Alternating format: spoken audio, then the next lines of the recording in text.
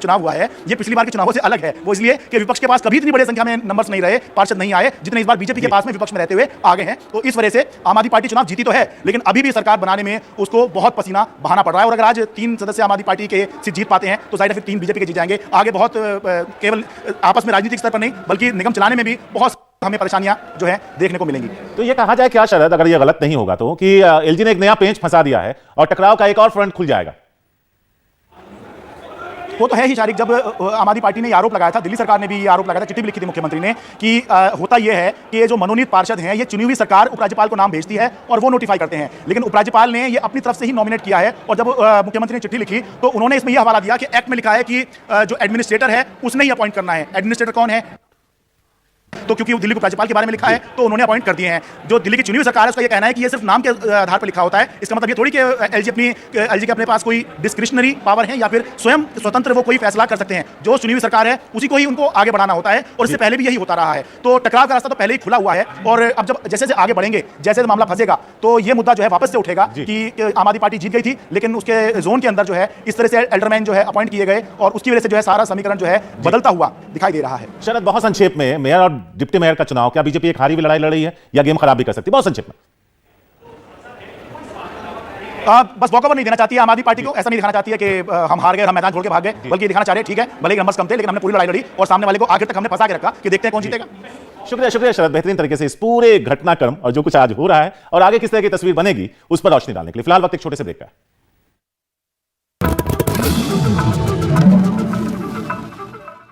प्रायोजक है शानदार।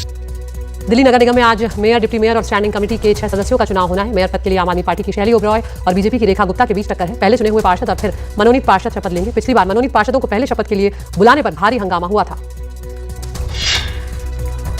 सर्जिकल स्ट्राइक को लेकर अपने द्वारा दिए गए बयान पर कांग्रेस के वरिष्ठ नेता दिग्विजय सिंह ने कहा कि हम सुरक्षा बलों का काफी सम्मान करते हैं और उनको सर्वोच्च स्थान देते हैं। कल ही दिग्विजय सिंह ने सर्जिकल स्ट्राइक पर सवाल उठाया। जम्मू के सतवारी में एक सभा को संबोधित करते हुए उन्होंने कहा कि सरकार दावे तो करती है लेकिन अब तक इसके सबूत नहीं दिखाए। सर्जिकल स्ट्राइक पर दिग्विजय सिंह के बयान पर मध्य प्रदेश के मुख्यमंत्री शिवराज सिंह चौहान ने हमला बोला। उन्होंने कहा कि दिग्विजय सिंह सेना का मनोबल गिराने का काम कर रहे हैं और वो दिखा रहे हैं कि वो पाकिस्तान के साथ खड़े हैं। उधर बीजेपी ने भी दिग्विजय सिंह के बयान पर पलटवार किया है। बीजेपी नेता गौरव भाटिया ने कहा कि ये दुख की बात है कि सुर्खियों में बने रहने के लिए कांग्रेस के कुछ नेता ऐसे ही बयानबाजी करते हैं और सेना के ऊपर दिए गए किसी भी बयान को देश स्वीकार नहीं करेगा। कांग्रेस सांसद राहुल गांधी ने आज भारत जोड़ो यात्रा की शुरुआत जम्मू के नगरोटा से शुरू की। इस दौरान उनके साथ पार्टी के कई वरिष्ठ नेता नजर आए। पदयात्रा के दौरान राहुल गांधी लोगों से भी बात करते दिखे। सोमवार को राहुल गांधी ने कश्मीरी पंडितों के एक प्रतिनिधिमंडल से मुलाकात की। इस दौरान प्रतिनिधिमंडल ने प्रदर्शन कर रहे कश्मीरी पंडित कर्मचारियों की समस्या से राहुल गांधी को अवगत कराया। लोगों ने कहा बीजेपी ने हमेशा कश्मीरी पंडितों को वोट बैंक के तौर पर इस्तेमाल किया है जबकि उनके कल्याण के लिए सिर्फ दावे किए हैं। कानून मंत्री किरेन रिजिजू ने सोमवार को दिल्ली बार एसोसिएशन के एक कार्यक्रम में फिर से न्यायपालिका पर सवाल उठाए। उन्होंने कहा कि सरकार को न्यायपालिका की जानकारी होनी चाहिए। जजों को चुनाव का सामना नहीं करना होता है। प्रधानमंत्री मोदी ने अपने आवास पर युवाओं से बातचीत की। ये बातचीत अपने नेता को जाने कार्यक्रम के तहत हुई। इस दौरान प्रधानमंत्री ने युवाओं को सुभाष चंद्र बोस के जीवन से प्रेरणा लेने की सलाह दी। पीएम अपने आवास पर शाम 4 बजे राष्ट्रीय बाल पुरस्कार विजेताओं के साथ बातचीत करेंगे। इस साल बाल शक्ति पुरस्कार की विभिन्न श्रेणियों के तहत देश भर से 11 बच्चों को 2023 के लिए चुना गया है। प्रधानमंत्री पर बनी बीबीसी डॉक्यूमेंट्री को यूट्यूब और ट्विटर पर ब्लॉक कर दिया गया है, लेकिन खबर आई कि हैदराबाद यूनिवर्सिटी में छात्रों को ये डॉक्यूमेंट्री दिखाई गई है। उसको लेकर एबीवीपी ने एक शिकायत भी दर्ज करवाई है। फिलहाल पुलिस मामले की जांच कर रही है। दिल्ली से हैदराबाद जा रही स्पाइसजेट की फ्लाइट केबिन क्रू मेंबर के साथ बदसलूकी करने का मामला सामने आया है। जानकारी के अनुसार यात्री ने महिला क्रू मेंबर के साथ बदसलूकी की, जिसके बाद यात्री और उनकी सहयात्री को फ्लाइट से उतार दिया गया है। आगे की जांच के लिए सुरक्षा कर्मियों को सौंप दिया गया। उत्तराखंड के जोशीमठ में खतरा अभी भी बरकरार है। बद्रीनाथ नेशनल हाईवे पर दरारें पड़ गई हैं। इसको लेकर लोगों में डर का माहौल है। एक्सपर्ट की टीम ने इलाके का दौरा किया।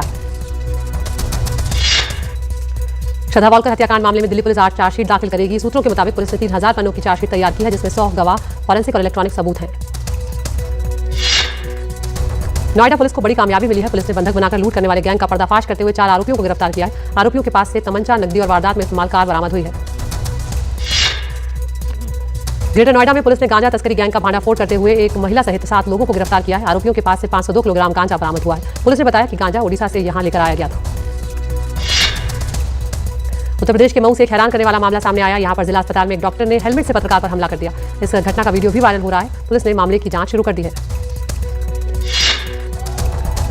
भारतीय टीम के क्रिकेटर केएल राहुल और बॉलीवुड एक्ट्रेस आथिया शेट्टी शादी के बंधन में बंध गए हैं। केएल राहुल और आथिया शेट्टी ने सोशल मीडिया पर अपनी शादी की तस्वीरें भी साझा की हैं। दोनों की शादी की तस्वीरें सोशल मीडिया पर वायरल हो रही हैं। शादी में दिग्गज भारतीय क्रिकेटर वरुण एरोन, गौतम गंभीर भी शामिल हुए। दिल्ली नगर निगम में आज मेयर, डिप्टी मेयर और स्टैंडिंग कमेटी के 6 सदस्यों का चुनाव होना है। मेयर पद के लिए आम आदमी पार्टी की शैली ओबरॉय और बीजेपी की रेखा गुप्ता के बीच टक्कर है। पहले चुने हुए पार्षद और फिर मनोनीत पार्षद शपथ लेंगे। पिछली बार मनोनीत पार्षदों को पहले शपथ के लिए बुलाने पर भारी हंगामा हुआ था। सर्जिकल स्ट्राइक को लेकर अपने द्वारा दिए गए बयान पर जोशीमठ के बाद अब बद्रीनाथ हाईवे पर आई दरारें। एक्सपर्ट की टीम ने किया दौरा। आज और कल के लिए भारी बर्फबारी का अलर्ट। दिल्ली से हैदराबाद जा रही स्पाइस जेट की फ्लाइट में पैसेंजर ने की एयर होस्टेस से बदसलूकी। आरोपी और साथी पैसेंजर को विमान से उतार कर एयरपोर्ट सिक्योरिटी के हवाले किया गया। पाकिस्तान के कई इलाकों में बिजली सेवा फिर बहाल। ग्रिड में खराबी के चलते कल भी अंधेरे में डूब गए थे कई शहर। न्यूजीलैंड के खिलाफ सीरीज पर कब्जे के बाद अब वनडे रैंकिंग में पहले नंबर पर टीम इंडिया की नजर। 3-0 से क्लीन स्वीप हुआ तो न्यूजीलैंड को रैंकिंग में पछाड़ देगा भारत।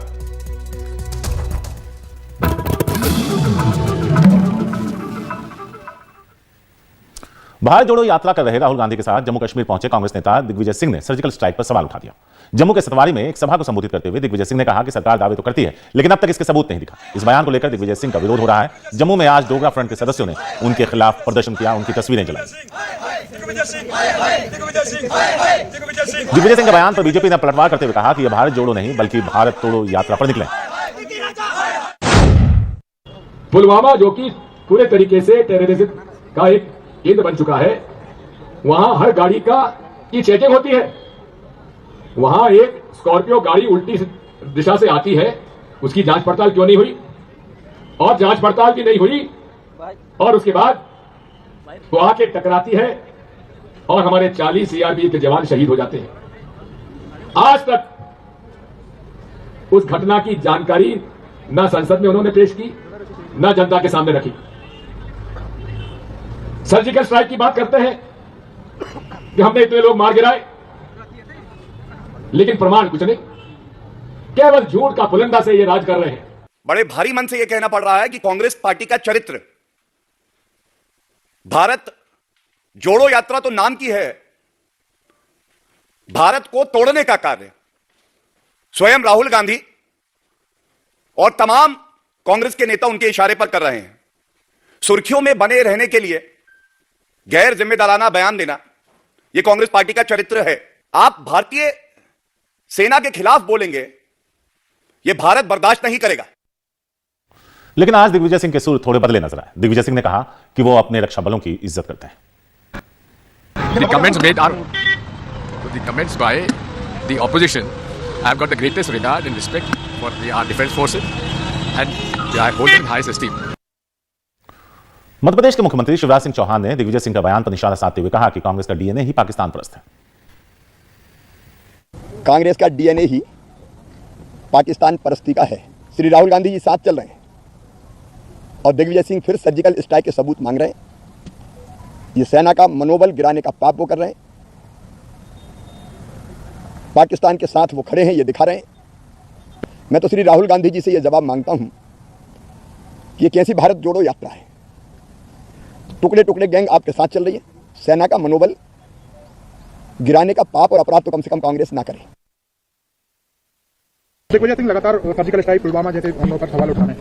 दिग्विजय सिंह जी का जो बयान है वो कांग्रेस ही उसको पीछे छोड़ा लेती है, तो ऐसे बयानों का महत्व क्या है?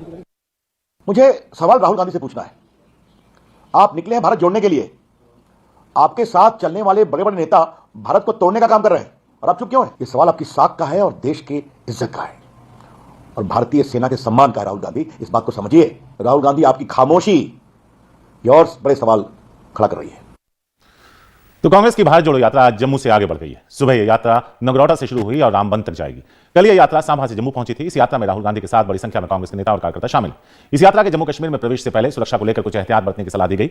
सीआरपीएफ ने राहुल गांधी को कुछ रास्ता पैदल चलने के बजाय कार से यात्रा करने को कहा है। वहीं इस यात्रा को लेकर सुरक्षा एजेंसियां भी सतर्क हैं। जम्मू कश्मीर प्रवेश करने के बाद से ही उनकी यात्रा में एक सघन सुरक्षा घेरा बनाया गया। यात्रा 27 जनवरी को श्रीनगर पहुंचेगी और कन्याकुमारी से चली इस यात्रा का 30 जनवरी को समापन होगा। यात्रा के समापन के लिए कांग्रेस ने इस मौके पर कई विपक्षी पार्टियों को आने का न्योता दिया।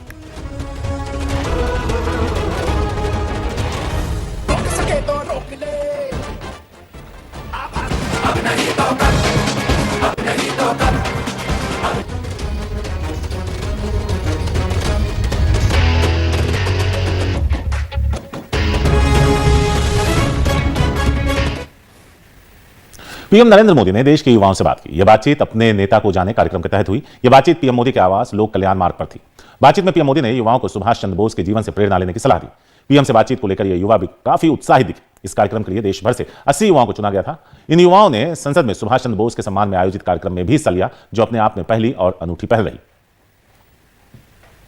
अच्छा, नेताजी की वो कौन सी चीज है जो आप जीवन में लाना चाहेंगे? मैं नेताजी से संगठन क्षमता सीखनी चाहूंगी। मैं उनसे सीखना चाहूंगी कि पूरी दुनिया के नेताजी ने पूरी दुनिया के भारतीयों को एक साथ संगठित करके अंग्रेजों से लड़ाई की। वैसे ही मैं चाहूंगी कि हमारे देश के सभी लोग, केरला हो, तमिलनाडु हो, गुजरात हो, राजस्थान हो, जम्मू हो, कहीं पे भी हो, सभी एक साथ मिलजुल कर जो हमारे देश के जो भी प्रॉब्लम्स है उसके खिलाफ हम लड़े। और एक और चीज सीखना चाहूंगी, सपना देखना। मैं 2015 से सपना देख रही हूँ और मैं 2015 से आपसे हर रोज नहीं बात कर चुकी हूँ मेरे सपने में। लेकिन मैं मानती हूँ कि सपने देखिए क्योंकि हकीकत में होते हैं, क्योंकि आज मैं आपसे बात कर रही हूँ। When I entered that hall, I got that goosebumps because the Constitution Assembly met in that hall. Being a law person from the law background, I had that opportunity to sit in that hall and see the whole surroundings, and it was a great experience for me. Sir, मेरा नाम प्रणीत है, मैं पंजाब से हूँ। सत श्री अकाल। मैं यहाँ पर आके पहली बार रियलाइज़ हुआ कि यूनिटी इन डाइवर्सिटी क्या होती है। आज तक उनको किताबों में पढ़ते थे, फिर यहाँ आके पता लगा। जब हम स्टेयर्स पर चल रहे थे तब भी एक बार रियलाइज़ हो रहा था कि कितने हमारे मिनिस्टर्स होंगे जिन्होंने कॉन्स्टिट्यूशन तैयार किया होगा, हमारे लिए सब तैयार किया है, वो इस सीढ़ियों पर चढ़े होंगे। बहुत गर्व महसूस हो रहा था। यहाँ पे खड़कर आपके सामने बोलना बहुत बड़ी बात है। धन्यवाद सर। सबसे पहले मन में ये था कि हम संसद को देखेंगे, जहाँ से पूरे भारत का एक एक हिस्से में जो कुछ भी होता है उसका निर्माण, उसकी सोच जहाँ से पैदा होती है। This is Aisha Rukhsana from Tamil Nadu, and it was a dream come true to come to Delhi and meet such wonderful persons and to pay homage to Subhash Chandra Bose was something that is very exciting because from him I learned that we need to have the courage of patriotism within ourselves, and I feel that he was a true patriotic hero and I must be like him. देखिए, मेरा आप सब नौजवानों से जरूर सुझाव रहेगा कि आप जहाँ भी जाएं बहुत बारीकी से चीज़ों को समझने का प्रयास कीजिए, उसको देखने का प्रयास कीजिए, कुछ नोट भी बनाने की आदत बनाइए। बहुत कुछ है, वो चीज़ें हैं जीवन में बहुत लाभ करती हैं आपको।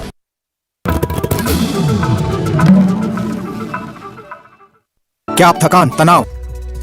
दिल्ली नगर निगम में आज मेयर, डिप्टी मेयर और स्टैंडिंग कमेटी के 6 सदस्यों का चुनाव होना है। मेयर पद के लिए आम आदमी पार्टी की शैली ओबरॉय और बीजेपी की रेखा गुप्ता के बीच टक्कर है। पहले चुने हुए पार्षद और फिर मनोनीत पार्षद शपथ लेंगे। पिछली बार मनोनीत पार्षदों को पहले शपथ के लिए बुलाने पर भारी हंगामा हुआ था। सर्जिकल स्ट्राइक को लेकर अपने द्वारा दिए गए बयान पर कांग्रेस के वरिष्ठ नेता दिग्विजय सिंह ने कहा कि हम सुरक्षा बलों का काफी सम्मान करते हैं और उनको सर्वोच्च स्थान देते हैं। कल ही दिग्विजय सिंह ने सर्जिकल स्ट्राइक पर सवाल उठाए। जम्मू के सतवारी में एक सभा को संबोधित करते हुए उन्होंने कहा कि सरकार दावे तो करती है लेकिन अब तक इसके सबूत नहीं दिखाए। सर्जिकल स्ट्राइक पर दिग्विजय सिंह के बयान पर मध्य प्रदेश के मुख्यमंत्री शिवराज सिंह चौहान ने हमला बोला। उन्होंने कहा कि दिग्विजय सिंह सेना का मनोबल गिराने का काम कर रहे हैं और वो दिखा रहे हैं कि वो पाकिस्तान के साथ खड़े हैं। उधर बीजेपी ने भी दिग्विजय सिंह के बयान पर पलटवार किया है। बीजेपी नेता गौरव भाटिया ने कहा कि ये दुख की बात है कि सुर्खियों में बने रहने के लिए कांग्रेस के कुछ नेता ऐसे ही बयानबाजी करते हैं और सेना के ऊपर दिए गए किसी भी बयान को देश स्वीकार नहीं करेगा। कांग्रेस सांसद राहुल गांधी ने आज भारत जोड़ो यात्रा की शुरुआत जम्मू के नगरोटा से शुरू की। इस दौरान उनके साथ पार्टी के कई वरिष्ठ नेता नजर आए। पदयात्रा के दौरान राहुल गांधी लोगों से भी बात करते दिखे। सोमवार को राहुल गांधी ने कश्मीरी पंडितों के एक प्रतिनिधिमंडल से मुलाकात की। इस दौरान प्रतिनिधिमंडल ने प्रदर्शन कर रहे कश्मीरी पंडित कर्मचारियों की समस्या से राहुल गांधी को अवगत कराया। लोगों ने कहा बीजेपी ने हमेशा कश्मीरी पंडितों को वोट बैंक के तौर पर इस्तेमाल किया है, जबकि उनके कल्याण के लिए सिर्फ दावे किए हैं।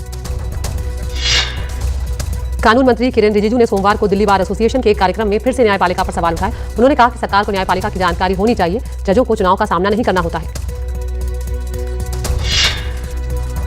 प्रधानमंत्री मोदी ने अपने आवास पर युवाओं से बातचीत की। ये बातचीत अपने नेता को जाने कार्यक्रम के तहत हुई। इस दौरान प्रधानमंत्री ने युवाओं को सुभाष चंद्र बोस के जीवन से प्रेरणा लेने की सलाह दी। पीएम अपने आवास पर शाम 4 बजे राष्ट्रीय बाल पुरस्कार विजेताओं के साथ बातचीत करेंगे। इस साल बाल शक्ति पुरस्कार की विभिन्न श्रेणियों के तहत देश भर से 11 बच्चों को 2023 के लिए चुना गया है। प्रधानमंत्री पर बनी बीबीसी डॉक्यूमेंट्री को यूट्यूब और ट्विटर पर ब्लॉक कर दिया गया है, लेकिन खबर आई कि हैदराबाद यूनिवर्सिटी में छात्रों को ये डॉक्यूमेंट्री दिखाई गई है। उसको लेकर एबीवीपी ने एक शिकायत भी दर्ज करवाई है। फिलहाल पुलिस मामले की जांच कर रही है। दिल्ली से हैदराबाद जा रही स्पाइसजेट की फ्लाइट केबिन क्रू मेंबर के साथ बदसलूकी करने का मामला सामने आया है। जानकारी के अनुसार यात्री ने महिला क्रू मेंबर के साथ बदसलूकी की, जिसके बाद यात्री और उनकी सहयात्री को फ्लाइट से उतार दिया गया है। आगे की जांच के लिए सुरक्षा कर्मियों को सौंप दिया गया। उत्तराखंड के जोशीमठ में खतरा अभी भी बरकरार है। बद्रीनाथ नेशनल हाईवे पर दरारें पड़ गई हैं, जिसको लेकर लोगों में डर का माहौल है। एक्सपर्ट की टीम ने इलाके का दौरा किया है।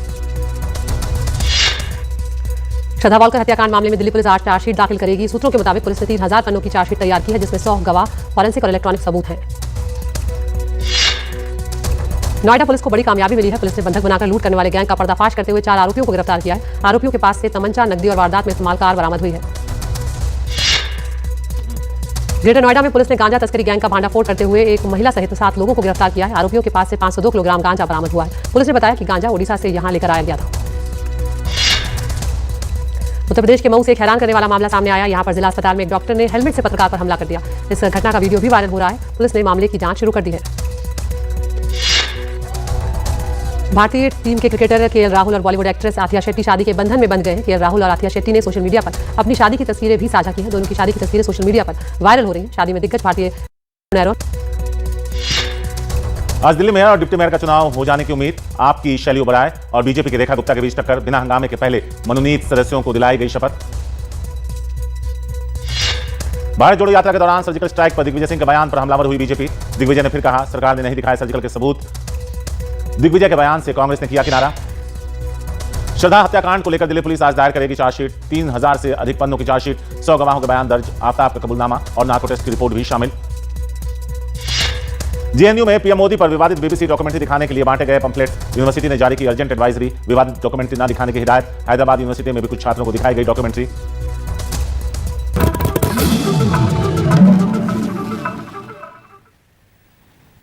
श्रद्धा वालकर हत्याकांड में आज दिल्ली पुलिस दाखिल करेगी चार्जशीट। बताया जा रहा है कि 3000 पन्नों की इस चार्जशीट में 100 गवाह होंगे। 18 मई को दिल्ली के छतरपुर में श्रद्धा की हत्या हुई थी। फिलहाल जेल में है आरोपी आफ्ताब पूनावाला। यहां आपको बता दें, उसकी नार्को टेस्ट की रिपोर्ट और उसका कबूलनामा वो भी इसमें शामिल किया गया है। तो पुलिस ने कोशिश की है कि एक फुल प्रूफ केस सबूतों के साथ आफ्ताब के खिलाफ बनाया जाए, जिसे कोर्ट में अपराधी साबित हो पाए। सौरभ शुक्ला है हमारे साथ। सौरभ, अगर यह कहा जाए कि यह ओपन एंड शट केस है तो गलत नहीं होगा, लेकिन उसे अंजाम तक किस तरह से पहुंचाया जाए, उसी की कवायद है ये।